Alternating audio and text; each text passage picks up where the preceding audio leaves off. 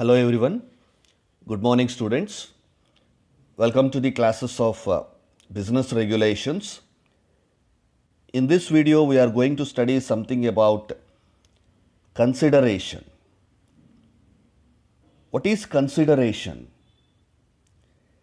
Consideration is the mutual benefits accrued or expectations of parties in a contract. Why do people make contracts? What benefit they are trying to get out of a contract? Both the parties of the contract should get benefits from that contract. If it is not beneficial to the parties of the contract, then why do they make contracts? Without any purpose, without serving any use, there is no point in making a contract. Therefore, the contract should be of any use to both the parties, and that use or benefit should be mutual. It should accrue to both the parties. Contract ಇಂದ ಯಾರೋ ಒಬ್ರಿಗೆ ಮಾತ್ರ benefit ಇದೆ, ಪ್ರಯೋಜನ ಇದೆ, ಉಪಯೋಗ ಇದೆ, ಇನ್ನೊಬ್ರಿಗೆ ಉಪಯೋಗ ಇಲ್ಲ ಅಂದರೆ ಅದು ಕಾಂಟ್ರಾಕ್ಟ್ ಆಗೋದಿಲ್ಲ. Contract should give mutual benefit to the parties, and as per Indian Contract Act 1872, consideration is the most important element in forming a contract. As per the Contract Act, we use a word quid pro quo.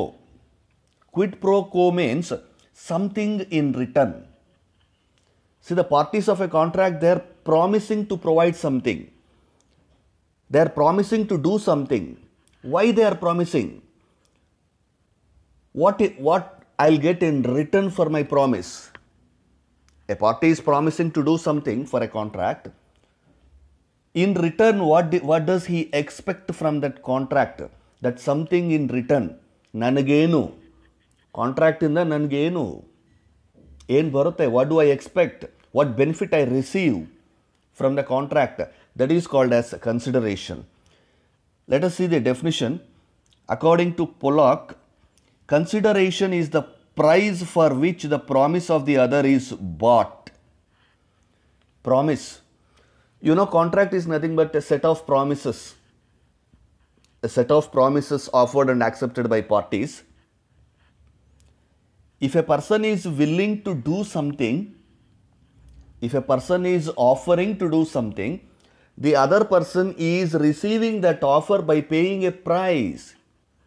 ಪ್ರತಿಯೊಂದು ಪ್ರಾಮಿಸನ್ನು ಕೂಡ ಒಂದಷ್ಟು ದುಡ್ಡು ಕೊಟ್ಟು ತಗೊಳ್ತಾ ಇದ್ದೀವಿ.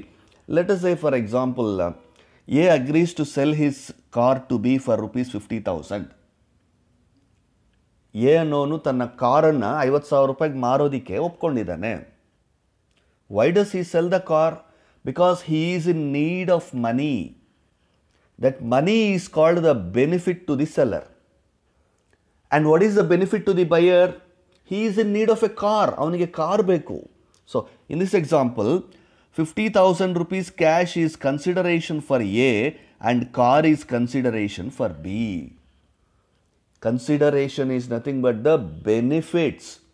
The value exchanged between parties of the contract is known as consideration. So, the promises given by both the parties are purchased by the other parties by paying a price. The price paid for buying promises is called consideration. And promises thus given for a value is enforceable. ಒಂದು ವ್ಯಾಲ್ಯೂಗೋಸ್ಕರ, ಒಂದು ಅಮೌಂಟ್ಗೋಸ್ಕರ, ಒಂದು ಬೆನಿಫಿಟ್ಗೋಸ್ಕರ, ಒಂದು monetary ವ್ಯಾಲ್ಯೂಗೋಸ್ಕರ ಕೊಟ್ಟಿರುವಂತಹ ಒಂದು ಪ್ರಾಮಿಸಸ್ಸನ್ನು legally enforce ಮಾಡ್ಬೋದು. If a promise is given just like that, without any price, without any benefit, without consideration, such contracts are baseless, useless, worthless. They cannot be enforceable in the court of law.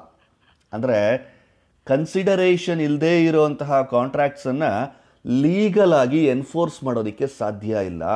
ಅದಕ್ಕೆ ಹೇಳ್ತಾರೆ no consideration no contract. Consideration ಇದೆಯಾ? Yes, ಅದು contract. Consideration ಇಲ್ವಾ? ಅದು ಕಾಂಟ್ರಾಕ್ಟೇ ಅಲ್ಲ. ಅಷ್ಟು important ಒಂದು ಕಾಂಟ್ರಾಕ್ಟ್ಗೆ consideration ಅನ್ನೋದು. ಕನ್ಸಿಡರೇಷನ್ ಇಲ್ಲ ಅಂದರೆ ಬೇರೆ ಎಲ್ಲ ಎಲಿಮೆಂಟ್ಸು ಇದ್ದರೂ ಕೂಡ ಒಂದು ಕನ್ಸಿಡರೇಷನ್ ಇಲ್ಲ ಅಂತಂದರೆ ಆ ಕಾಂಟ್ರಾಕ್ಟು ವ್ಯಾಲಿಡ್ ಆಗೋದೇ ಇಲ್ಲ. Contract without consideration are purely gratuitous, unwanted in nature, worthless. ₹1 ಕೆಲಸಕ್ಕೆ ಬರೋದಿಲ್ಲ ಆ ಕಾಂಟ್ರಾಕ್ಟ್, ಯಾರೂ ಅದನ್ನು ವ್ಯಾಲ್ಯೂ ಮಾಡೋದಿಲ್ಲ. It's invalid, it's void contract. Consideration ಇಲ್ಲದೆ ಇರುವಂಥ ಕಾಂಟ್ರಾಕ್ಟ್ಸಿಗೆ ಬೆಲೆ ಇಲ್ಲ. ಸಿಂಪಲಾಗಿ ಹೇಳಬೇಕಾದ್ರೆ those contracts which doesn't have any consideration, they are worthless. Now let us see some important elements of a consideration.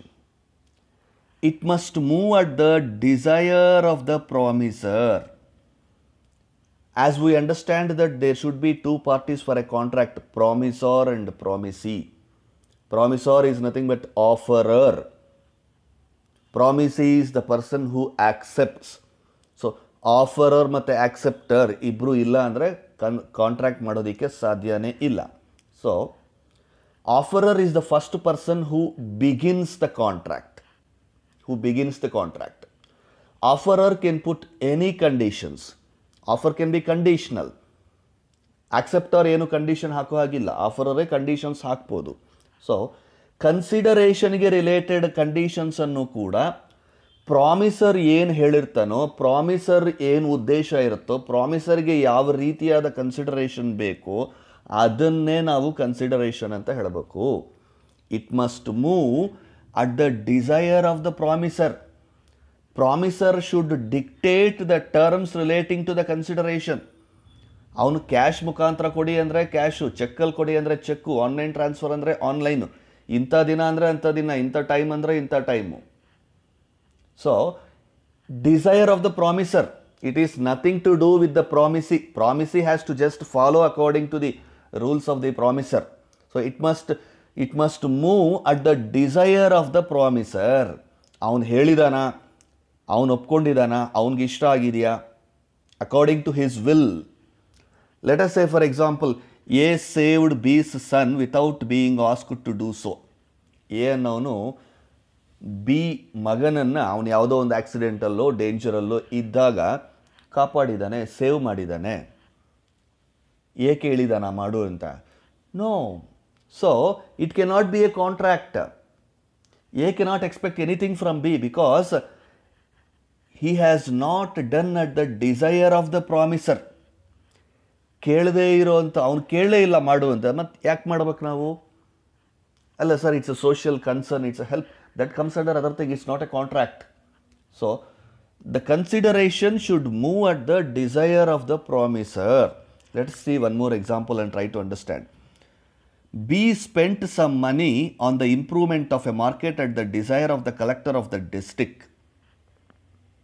ಒಂದು ಮಾರ್ಕೆಟ್ ಪ್ಲೇಸ್ ಇದೆ, ಬಿ ಅನ್ನೋನು ಸ್ವಲ್ಪ ದುಡ್ಡು ಖರ್ಚು ಮಾಡಿ ಆ ಮಾರ್ಕೆಟನ್ನು ಇಂಪ್ರೂವ್ ಮಾಡ್ತಾನೆ. ಯಾರು ಇಂಪ್ರೂವ್ ಮಾಡೋದಕ್ಕೆ ಹೇಳಿದ್ದಾರೆ? ಆ ಡಿಸ್ಟ್ರಿಕ್ಟ್ ಕಲೆಕ್ಟರ್. ಆ ಡಿಸ್ಟ್ರಿಕ್ಟಿಗೆ ಕಲೆಕ್ಟರ್ ಆಗಿರುವಂಥವ್ರು ಇವರಿಗೆ ಆರ್ಡರ್ ಮಾಡಿರುವಂಥದ್ದು. So he has made improvements to the market. So ಇಲ್ಲಿ ಕಾಂಟ್ರಾಕ್ಟ್ ಯಾರಿಗೆ? ಬಿ ಮತ್ತು ಆ ಡಿಸ್ಟ್ರಿಕ್ಟ್ ಕಲೆಕ್ಟರ್ಗೂ ಬಿಗೂ ನಡುವೆ ಒಂದು ಕಾಂಟ್ರಾಕ್ಟ್ ಇದೆ. In consideration of this, D who was using the market promised to pay some money to B. D ಅನ್ನೋನು ಕಾಂಟ್ರಾಕ್ಟ್ಗೆ ಸಂಬಂಧ ಇಲ್ಲದೆ ಇರೋವಂಥವನು ಡಿ. ಈ ಡಿ ಯಾರು ಅಂತಂದರೆ ಆ ಮಾರ್ಕೆಟಲ್ಲಿ ಒಂದು ಅಂಗಡಿ ಇಟ್ಕೊಂಡಿರೋವಂಥವನು, ಮಾರ್ಕೆಟನ್ನು ಬಳಸ್ಕೊಳ್ತಾ ಇರೋವಂತಹ ಒಂದು ವ್ಯಕ್ತಿ. ಅವನೇನು ಮಾಡ್ತಾನೆ? He promises to pay some money to B. ಅವನು ಯಾಕೆ ಕೊಡಬೇಕು?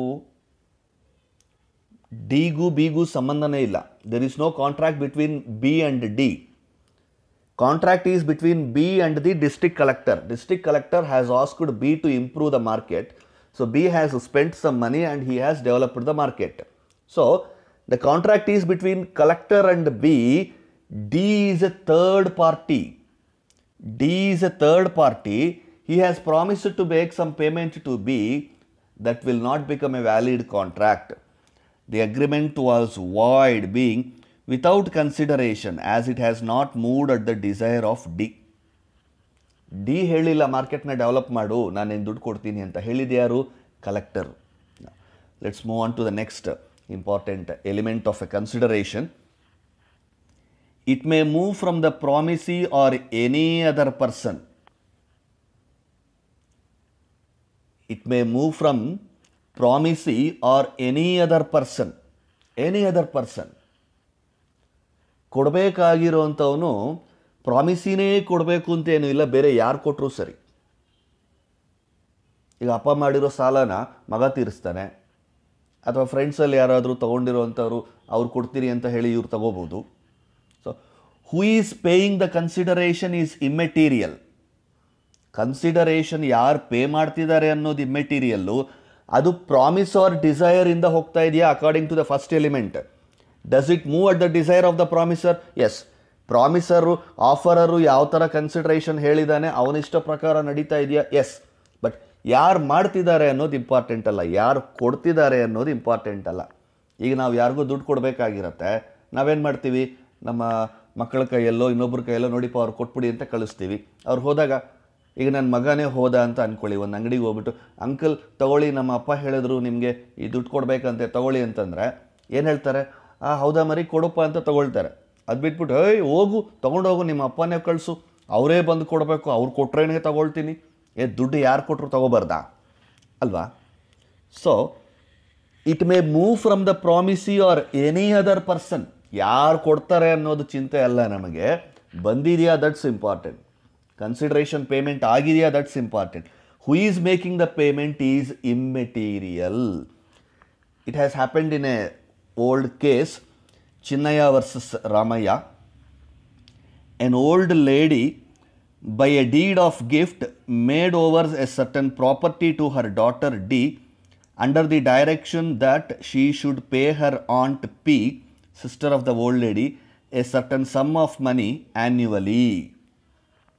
ನೋಡಿ, ಒಬ್ಬ ಮುದುಕಿ ಒಂದು ಅಗ್ರಿಮೆಂಟ್ ಮಾಡ್ತಾಳೆ, ಒಂದು ಕಾಂಟ್ರಾಕ್ಟ್ ಮಾಡ್ತಾಳೆ, ಒಂದಷ್ಟು ಪ್ರಾಪರ್ಟಿಯನ್ನು ತನ್ನ ಮಗಳು ಡಿ ಅನ್ನೋಳಿಗೆ, ಯಾರು ಆ ಮುದುಕಿ ತನ್ನ ಮಗಳು ಡಿ ಅನ್ನೋಳಿಗೆ ಒಂದಷ್ಟು ಪ್ರಾಪರ್ಟಿ ಆಸ್ತಿಯನ್ನು ಬರ್ಕೊಡ್ತಾಳೆ. ಬರ್ಕೊಟ್ಬಿಟ್ಟು ಒಂದು ಕಂಡೀಷನ್ ಹಾಕಿದ್ದಾಳೆ. ಏನದು condition? She should pay her aunt P a certain sum of money annually. ಈ ಆಸ್ತಿಯನ್ನು ಬರ್ಕೊಡ್ತಿದ್ದಾಳಲ್ಲ ಮುದುಕಿ, ಮಗಳಿಗೆ ಬರ್ಕೊಡ್ತಾ ಇರೋದು. ಕಂಡೀಷನ್ ಹಾಕಿರೋದೇನು? ಈ ಮುದುಕಿಯ ತಂಗಿಗೆ ವರ್ಷಕ್ಕೆ ಒಂದಷ್ಟು ಅಮೌಂಟು, ಎವ್ರಿ ಇಯರ್ ಒಂದಷ್ಟು ಅಮೌಂಟನ್ನು ಆ ತಂಗಿ ಪಿಗೆ ಕೊಡಬೇಕು ಅನ್ನೋ ಒಂದು ಕಂಡೀಷನಲ್ಲಿ ಬರೆದಿರ್ತಾರೆ. The same day D entered into an agreement with P to pay her the agreed amount. ಅವತ್ತೇ ಏನಾಗುತ್ತೆ, ಡಿ ಅನ್ನೋರು ಯಾರು ಇಲ್ಲಿ? ಆ ಓಲ್ಡ್ ಲೇಡಿಯ daughter entered into an agreement with P. D ಏನು ಮಾಡ್ತಾರೆ? ಪಿ ಜೊತೆಗೆ ಅಗ್ರಿಮೆಂಟ್ ಎಂಟ್ರಿ ಮಾಡ್ಕೊಳ್ತಾರೆ. ಪಿ ಯಾರು? ಆಂಟಿ, ಆ ಓಲ್ಡ್ ಲೇಡಿಯ ಸಿಸ್ಟರು. ದುಡ್ಡು ಕೊಡಬೇಕಲ್ವಾ ಅವ್ರಿಗೆ, ಡಿ ಕೊಡಬೇಕಾಗಿರೋದು. ಆಸ್ತಿ ಬಂದಿರೋದು ಡಿಗೆ, ಅವರು ದುಡ್ಡು ಕೊಡಬೇಕಾಗಿರೋದು ಪಿಗೆ. ಸೊ ಅವರಿಬ್ಬರು, there is an agreement between D and P to pay her the agreed amount. Later D refused to pay the amount on the plea that no consideration has moved from P to D. Held P was entitled to maintain suit. Clear ಆಗಿ ಅರ್ಥ ಮಾಡ್ಕೊಳ್ಳಿ. The old lady has given some property to her daughter D on a condition that the daughter D should pay some amount annually to the sister of the old lady P. Old ಲೇಡಿಯ sister P, ಆ ಪಿಗೆ ಈ old ಲೇಡಿಯ daughter ಆದಂತಹ D ಪ್ರತಿ ವರ್ಷ ಒಂದು ಸ್ವಲ್ಪ ದುಡ್ಡನ್ನು ಕೊಡಬೇಕು ಅಂತ ಹೇಳಿ ಕಂಡೀಷನಲ್ಲಿ ಒಂದು ಪ್ರಾಪರ್ಟಿಯನ್ನು ಡಿ ಹೆಸರಿಗೆ ಬರೆದಿರ್ತಾರೆ. ಅದೇ ದಿನ ಇನ್ನೊಂದು ಕಾಂಟ್ರಾಕ್ಟ್ ಆಗತ್ತೆ ಡಿ ಮತ್ತು ಪಿಗೆ. ನಾನು ಪ್ರತಿ ವರ್ಷ ನಿನಗೆ ಈ ಅಮೌಂಟನ್ನು ಕೊಡ್ತೀನಿ ಅಂತ ಒಪ್ಕೊಂಡು ಡಿ ಪಿ ಜೊತೆಗೆ ಒಂದು ಅಗ್ರಿಮೆಂಟನ್ನು ಮಾಡ್ಕೊಳ್ತಾರೆ. ಆದರೆ D fails to pay the money to P. ದುಡ್ಡು ಕೊಡ್ತೀನಿ ಅಂತ ಬರ್ಕೊಂಡಿರ್ತಾರೆ ಕಾಂಟ್ರಾಕ್ಟು, ಬಟ್ ಕೊಡೋಲ್ಲ. So P will go to court. ನನಗಿಷ್ಟು ದುಡ್ಡು ಇವ್ರು ಕೊಡಬೇಕಾಗಿತ್ತು, ಪ್ರತಿ ವರ್ಷ ಇವರು ಕೊಡ್ತಾ ಇಲ್ಲ ಅಂತ ಹೋದಾಗ ಇವ್ರು ಕೋರ್ಟಲ್ಲಿ ಹೇಳ್ತಾರೆ, ಇಲ್ಲ ಈ ಕಾಂಟ್ರಾಕ್ಟಲ್ಲಿ ಏನು ಕನ್ಸಿಡರೇಷನ್ನೇ ಇಲ್ಲ. ಯಾಕೆಂದರೆ ಡಿ ಮತ್ತು ಪಿ ನಡುವೆ ಕನ್ಸಿಡರೇಷನ್ ಏನೂ ಇಲ್ಲ. D has to pay some money to P. In return is P giving anything to D? No, ಏನೂ ಕೊಡ್ತಾ ಇಲ್ಲ. ಹಾಗಾಗಿ ಈ ಕಾಂಟ್ರಾಕ್ಟ್ ಇಲ್ಲ ಅಂತ ಹೇಳ್ತಾರೆ ಅವರು. But the judgment will be like, consideration is not for the contract between D and P, the consideration is there between the old lady and D.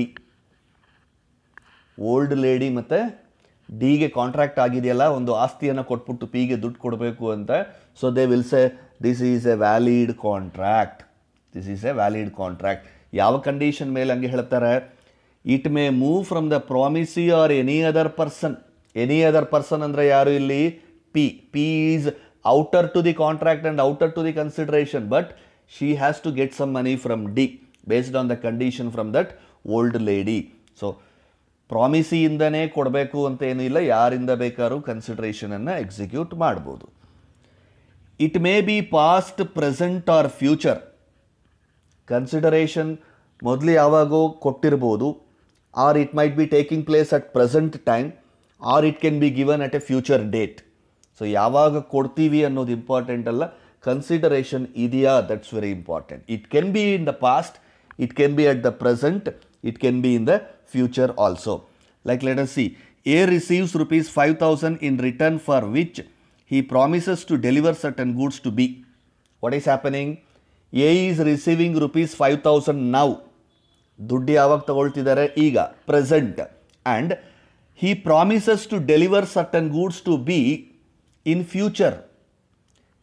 He is not delivering the goods right now. Amount ಮಾತ್ರ ಈಗ ತಗೊಳ್ತಿದ್ದಾರೆ. Consideration is received now, present consideration, but the promise is made to deliver the goods in a future date. So it is a perfectly a consideration. It can be past, present or future. Executed or present consideration ಅಂದ್ರೆ ಏನು? ಈಗ ನಾನು past, present, future ಅಂತ ಹೇಳಿದ್ನಲ್ಲ. When the consideration is given simultaneously with promise. Simultaneously, at a time, cash and carry business. ಈಗಲೇ cash ಕೊಡ್ತಿದ್ದಾರೆ, ಈಗಲೇ goods ತಗೊಳ್ತಿದ್ದಾರೆ ಅಂತಂದ್ರೆ that becomes A present consideration. Mister A receives rupees 5,000 in return for which he promises to deliver certain goods to B. Executory or future consideration, when consideration by one party to another will be given in future. ಫ್ಯೂಚರಲ್ಲಿ ಕೊಡ್ತಾರೆ, ಈಗ ಜರಿ contract ಮಾತ್ರ ಮಾಡ್ಕೊಂಡಿದ್ದಾರೆ, consideration will be paid in the future, that is also valid. Past consideration is also valid. The consideration for present promise was given in the past. A promises to pay rupees 50,000 to Mr. B for the services given 1 month ago. ಹೋದ ತಿಂಗಳಲ್ಲಿ ಮಾಡಿರೋ ಕೆಲಸಕ್ಕೆ ಈಗ ದುಡ್ಡು ಕೊಡ್ತೀನಿ ಅಥವಾ ಫ್ಯೂಚರಲ್ಲಿ ಕೊಡ್ತೀನಿ ಅಂತ ಕಾಂಟ್ರಾಕ್ಟ್ ಮಾಡ್ಬೋದು. Therefore, the consideration was in the past. Put it in simple words, consideration should be valid, whether it can be in the past, whether it is in the present or in the future. The next important element is, it need not be adequate. Adequate means sufficient. No one is going to verify whether the consideration is sufficient. ಸಾಕಾಗುವಷ್ಟು consideration ಇದೆಯಾ, ಸಾಕಾಗತ್ತಾ ಆ ಡೀಲ್ಗೆ, ಆ ಕಾಂಟ್ರಾಕ್ಟ್ಗೆ? We are not looking at. We are only looking at whether the consideration is there or not. It is not necessary that the consideration should be equal to the value of something given. Let us say I am selling my property, like 50 lakhs rupees worth of property I am selling to my friend for rupees 4,000. 50 lakhs rupees worth of property I am selling it for 4,000. We will make an agreement, we will both sign the parties of the agreement, contract is made. It will become a 100% completely valid contract. No one will ask, what is this 50 lakh ರೂಪಾಯಿ ಪ್ರಾಪರ್ಟಿಯನ್ನು ಬರೀ 4,000ಕ್ಕೆ ಮಾರ್ತಿದ್ದೀರಾ, this is not a correct contract, ಯಾರು ಹೇಳೋದಿಲ್ಲ. Consideration ಇದೆಯಾ? ಇದೆ. ಎಷ್ಟು ಕನ್ಸಿಡರೇಷನು? 4,000. 50 ಲಕ್ಷ ರೂಪಾಯಿ ಬಿಲ್ಡಿಂಗಿಗೆ 4,000 ರೂಪಾಯಿ ಕನ್ಸಿಡರೇಷನಾ? ಎಸ್, ಓಕೆ, ಗುಡ್, ನಿಮ್ಮ ಇಷ್ಟ, ನೀನು ಎಷ್ಟಕ್ಕೆ ಬೇಕಾದ್ರೂ ಮಾರ್ಕೋ. ನಿನ್ನ ಪ್ರಾಪರ್ಟಿ ಮಾರೋದಕ್ಕೆ ನೀನು ಇಷ್ಟ ಆಗಿರ್ಬೋದು, ನೀನು 4,000ಕ್ಕಾದ್ರೂ ಮಾರ್ಕೋಬೋದು, ನೀನು 4 ರೂಪಾಯಿಗಾದ್ರೂ ಮಾರ್ಕೋಬೋದು. ಇಟ್ಸ್ ಅಪ್ ಟು ಯು ಅಲ್ವಾ. The court will not look at whether the value is enough and the consideration is sufficient. Sufficient value ಇದೆಯಾ, ವ್ಯಾಲ್ಯೂಬಲ್ ಆಗಿದೆಯಾ ಅನ್ನೋದು ಕನ್ಸಿಡರ್ ಮಾಡೋದಿಲ್ಲ, ಕನ್ಸಿಡರೇಷನ್ ಇದೆಯಾ ಅಂತಷ್ಟೆ. You can sell a huge 10 crores rupees property for 1 rupee also. No one will question you. Only thing is whether consideration is there or not. So it need not be adequate. Then it must be real and not illusory. Consideration must be real. It should be seen. It should be measurable. It should have some value. And it should be possible. It should not be impossibility. Impossible ಮಾಡಕ್ಕೆ ಆಗದೇ ಇರೋವಂಥದ್ದು. ಈಗ let us say there is a contract between two people. Like pay me 10 lakhs rupees, you will get punya. Can you measure punya? Can you see? Is it real? No. A promises to put life into B's dead body. Magic. Is it possible? ಸತ್ತೋಗಿರೋನ್ನ ಬದುಕಿಸೋಕೆ ಸಾಧ್ಯ ಇದೆಯಾ? No. So, consideration ವಾಸ್ತವವಾಗಿರಬೇಕು. Impossibility ಆಗದೇ ಇರೋಂತಹ ಒಂದು ಕನ್ಸಿಡರೇಷನನ್ನು, ಇಲ್ಯೂಷನನ್ನು, ಮ್ಯಾಜಿಕ್ಕನ್ನು ಅಲ್ಲಿ consideration ಅಂತ ನಾವು ಹೇಳೋದಕ್ಕೆ ಬರೋದಿಲ್ಲ.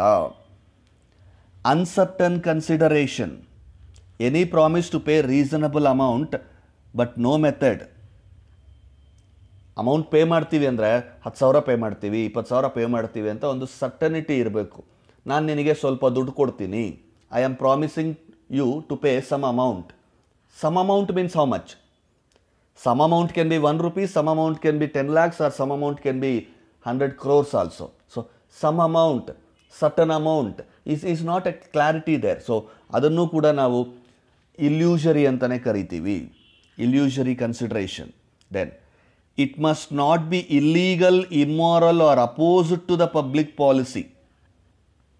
It should not be illegal. Like let us say I am paying the consideration in the form of illegally banned drugs, heroin or ganja or something. No, they cannot be called as considerations because it is illegal, it is immoral, and it is against the government rules. For example, A promises to obtain employment for B in the public service and in return B promises to pay rupees 50,000. ಒಂದು ಸರ್ಕಾರಿ ಕೆಲಸ ಕೊಡಿಸ್ತೀನಿ ಅಂತ ಒಬ್ಬ promise ಮಾಡ್ತಾನೆ. It's illegal. How can? There are proper methods of getting a job in the government departments. ಯಾರೋ ಒಬ್ಬ ಲಂಚ ಕೊಟ್ಟರೆ ಕೊಡಿಸ್ತೀನಿ ಅಂತ ಹೇಳಿ that's immoral, that's illegal. Then it must be something which the promisor is not bound to do. It must be something which the promisor is not bound to do. Already ಅವನು ಮಾಡಬೇಕಾಗಿರುವಂತಹ ಒಂದು ಕೆಲಸಕ್ಕೆ ನಾನು ಮತ್ತೆ ಕನ್ಸಿಡರೇಷನ್ ಕೊಡ್ತೀನಿ ಅನ್ನೋದು it's illegal. It's not A consideration. ಈಗ let us say some revenue officer or tahsildar or some revenue office people, it is their duty to give some certificates for us. Income certificate ಆಗಲಿ, caste certificate ಆಗಲಿ, ಅಥವಾ ಬೇರೆ ಯಾವುದಾದ್ರು certificates ಆಗಲಿ, it is their duty. Government ಅದಕ್ಕೇನೆ ಅವ್ರನ್ನ appoint ಮಾಡಿ ಅವ್ರಿಗೆ ಸಂಬಳ ಕೊಡುವಂಥದ್ದು. ಅವ್ರು ಮಾಡೋವಂಥ ಕೆಲಸಕ್ಕೆ ನಾವು ಅವರಿಗೆ ಮತ್ತೆ ಕನ್ಸಿಡರೇಷನ್, ಇಟ್ಸ್ ಬ್ರೈಬ್. ಲಂಚ ಕೊಡ್ತೀವಿ ಅಂತ ಒಪ್ಕೊಳ್ತೀವಲ್ಲ, that is not consideration, that is not valid, that is against the rules of the contract. ಈಗ ಪೊಲೀಸ್ ಡಿಪಾರ್ಟ್ಮೆಂಟ್ ಇದೆ, it's their duty to protect the people. ಅದಕ್ಕೋಸ್ಕರ ಮತ್ತೆ ನಾವು ಅವರಿಗೆ ದುಡ್ಡು ಕೊಡ್ತೀವಿ ಅಂತಂದರೆ it becomes bribe, it is not consideration. ಅವರು ನ್ಯಾಚುರಲ್ ಆಗಿ ಅವರು ಇರುವಂತಹ ಒಂದು ಪೊಸಿಷನಲ್ಲಿ ಅವರ ಡ್ಯೂಟಿಯಾಗಿ ಅವರು ಮಾಡಬೇಕಾಗಿರೋ ಒಂದು ಕೆಲಸಕ್ಕೆ ನಾವು ಅವರಿಗೆ ಎಕ್ಸ್ಟ್ರಾ ದುಡ್ಡು ಕೊಡ್ತೀವಿ ಅಂತ ಹೇಳ್ತೀವಲ್ಲ, that's not consideration. So with these important points let us conclude what is consideration. Consideration is something in return. Consideration is the price paid by one party to buy the promise of the other party. Consideration is the lifeblood of a contract. If there is no consideration in a contract, that contract will become invalid. No consideration, no contract. Consideration should be there. It may not be adequate, it may not be sufficient, but it should be real and it should be something meaningful and measurable.